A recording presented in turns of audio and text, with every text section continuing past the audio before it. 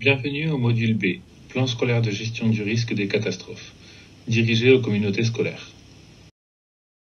Les écoles sont particulièrement sensibles au risque et c'est pourquoi il est très important d'y travailler.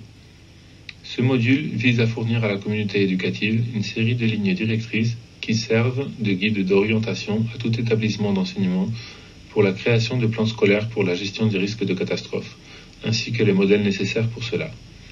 Nous avons intégré des approches conceptuelles et méthodologiques qui peuvent guider la communauté éducative dans la formulation, l'exécution et le suivi des plans scolaires de gestion des risques de catastrophes.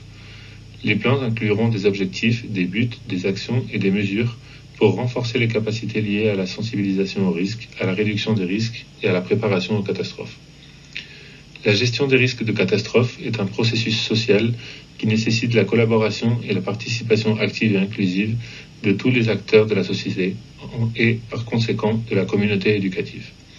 À ce stade, il est important de souligner que les écoles doivent satisfaire les besoins de base et offrir les meilleures conditions de sécurité et de protection contre les multiples menaces auxquelles les enfants et les jeunes peuvent être exposés.